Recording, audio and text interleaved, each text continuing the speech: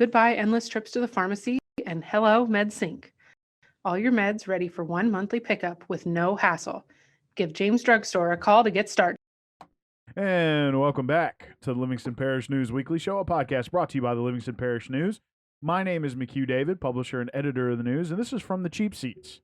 This is where we're going to. Last week, we sat down with David Gray. That's for Around Livingston. He'll be back this week. Rob was off last week, but he is back in the booth, and that's what we're going to name his show after his column. There you go, man. We're going to let him introduce himself real quick. Go ahead, sir. Hey, this is Rob DeArmond. I'm the sports editor here at the Livingston Parish News. And so today, we're still in the middle of July. Things are still a little slow. Just a couple of things to cover. First and foremost, let's start with the short one, which is John He, who used to be a coach at Springfield, I believe. Correct. Is now coming back to the Livingston Parish coaching realm. This time at Albany. Tell us a little bit about that. Yeah, it was one of those deals where Coach DeRoos called me and she said we're naming John He the coach, which is, for us, it's pretty good because we already have a relationship from when he was at Springfield. If you guys remember, his first year there at Springfield, they won a district championship, and then the second year was kind of they lost some players, kind of a rebuilding year, and then they decided to go in a different direction.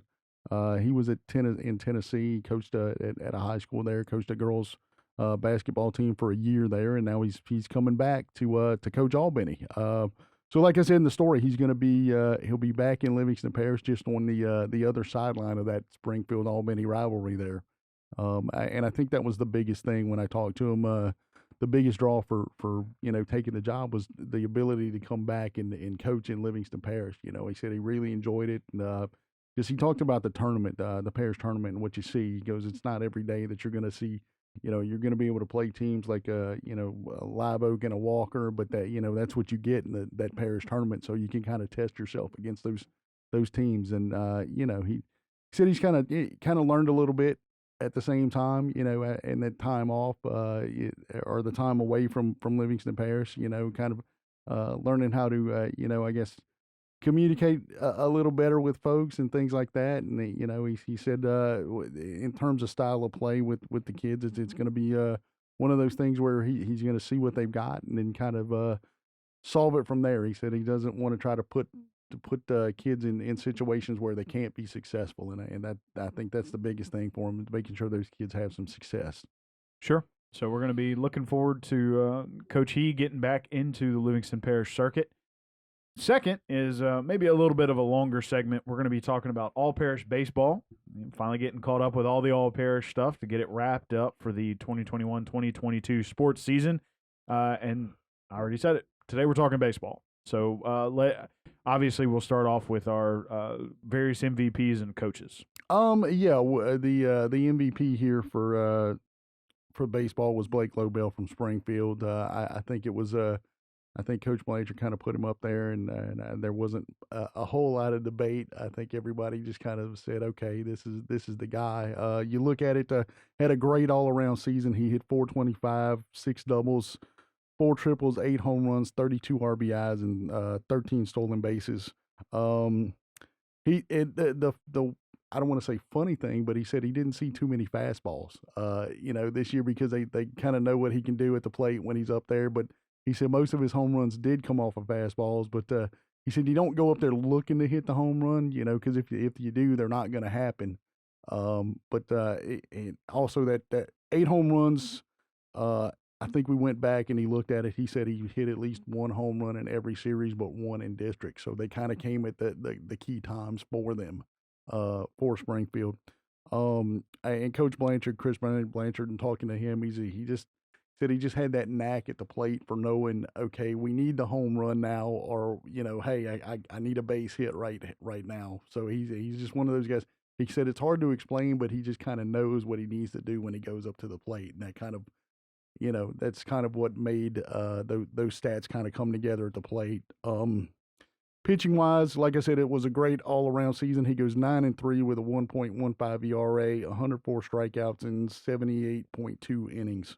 Which is, that's pretty good. Pretty salty. And the thing there was, they've got Jaden Teague there who had a great sophomore season, phenomenal sophomore season. So, when I talked to Blake, he said, you kind of know coming in that you've got Jaden there, and then you've got me, and you kind of don't know. He said, I kind of didn't expect maybe a season like this, but it kind of just came together. And I think when I talked to Coach Blanchard about having both of those guys there, that's a pretty potent 1-2 punch for a 2A school. Just both.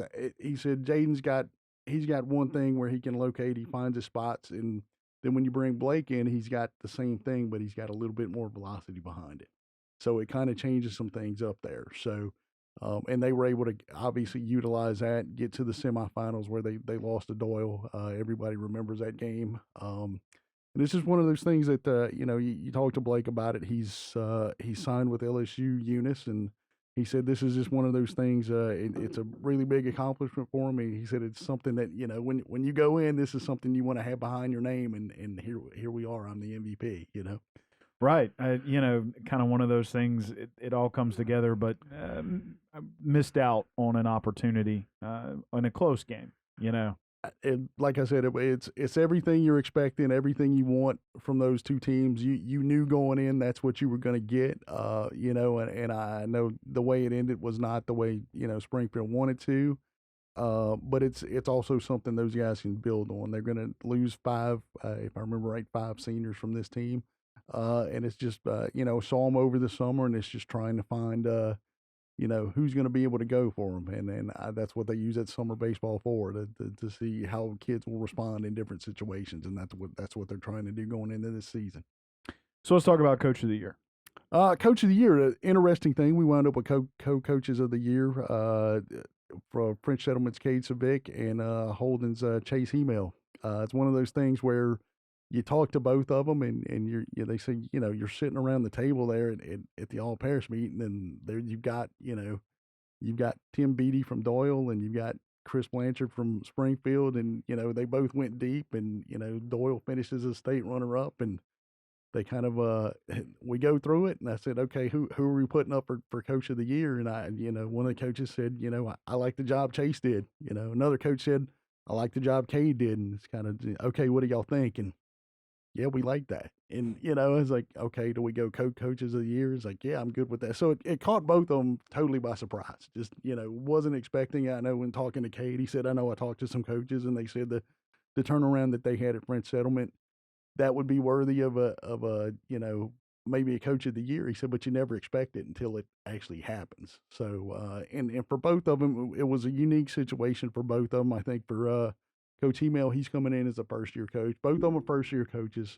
but Chase is coming in, and he said basically it's a whole new roster, which he said in hindsight, he said it probably worked to my advantage.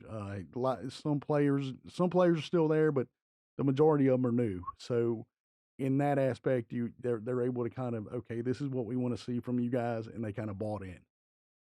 Which he said it sounds strange, but just that way we were able to establish what we wanted to do, and we didn't have to look back and say, okay, this is a different way of doing things.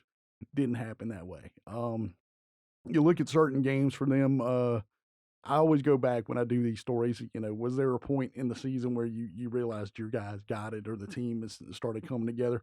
For him, it was a it was a win over Sumner that they had. They were tied 4-4, and they scored 3 runs in the 6th. And then another spot, they played 3 games with Livonia. They won 2-1, or 2 of those games against Livonia. And he said at that point he felt like they were playing maybe their best baseball of the season. And it's just a matter of them realizing, hey, we can do this. We can come back when we're behind. And it kind of gave them some confidence. And they wind up getting a home game against Stanley. If y'all remember, they fall behind 5-0 real quick. They come back and win that game 7-0, gives them a little momentum. And then they go on the road. They wind up losing. Checking my notes here. So if you hear the paper flipping, that's what that is. They lost to Weston in that the second round of playoffs. But he said what that's done now is kind of give those guys a little motivation to see, okay, we can do this. We can be successful. And he was telling me about, softball team goes up to Sulphur, and he said one of his younger players, they get in the car with the family and they drive out to the complex in Sulphur where they play, the state tournament. And it was like, hey, this is where we want to be, and we're going to get there one day. So it's kind of put that mindset, hey, man, if we put in the work, we work a little bit harder, maybe we can be here. And he said that's kind of the motivation right now, and that's obviously what you want to see out of your team. Yeah. Yeah. So, and it's consistent improvement throughout the season. Yeah. So absolutely. let's round it out. First and second team. Shoot, I didn't put those names. I want to talk about Cade a little bit. Cade was kind of the same deal. First year head coach. He said, I remember this one. One of those big wins was they won 8-6 over Franklinton. I remember he texted me. He goes, "Hey man, can you help me out?" And I think I was at a point where I was writing them, and I hadn't got to that point yet. But that was another game where they trailed 6-0, came back and won. They also beat Doyle at Doyle during the district season, which he said was a big one. And he said a lot of what they were dealing with there was just getting into the mindset of not losing to the name on the chest. Does that make sense? Yeah. Seeing that uniform and saying, okay, we've lost this game. And when you win games like that, he said it kind of gave us to say, hey, we can go out and we can win games like this, to give the kids a little confidence there. He said another part of it was, and this doesn't sound like a whole lot, but he said you give them little motivators. And he said what they did was at certain points during the season, they would say, hey, if you get to, hey, you won this many games last year. If you win more than you won last year, we'll make you a T-shirt. Just a T-shirt with a saying on it or whatever. And that was a goal for the team, so they would make it. They get to it and they said, hey, coach, we got this many wins. What if we get to this many wins? Can we have another T-shirt? Like, yeah, sure. So it's little motivating factors like that. For them, they wind up getting a 14 seed and getting a home playoff game, which that's a big deal for them. They wind up losing to Darwin Woods in the first round, but he said it's giving them a chance to the same thing with Holden. Hey, we've got something to build on. He gave credit to the senior class he had 3 seniors this year, and he said the great seniors, they kind of bought into what we were doing. And one of the things I noticed, and a lot of teams do this, but it was something that really kind of stood out to me when I covered them against Springfield, was in the dugout. And when things would happen during the course of the game, it wasn't, yelling, screaming. It was just kind of like, hey, just, maybe if one person, there was a situation there where they wanted to talk to them about, they just kind of pull them to the side and say, okay, in that situation, here's what we do. And Kate said they made a big point of that. If there was something that happened, they would kind of look at it and go, we didn't want to wait. We wanted to address it right there, right then and there. So it's kind of fresh in everybody's mind. Another part was, he'd bring the team up in between innings, and he said when you know you've got it when you've got all eyes looking at you, and they're all paying attention to everybody. There's not one set of eyes going somewhere else. Everybody's paying, and he said the kids bought into that. So once again, it's one of those things. It's something they can build on, and that's what they're looking forward to. Sure. And if you're looking for the rest of the first team, check it out on www.livingstonparishnews.com, or you can see it in this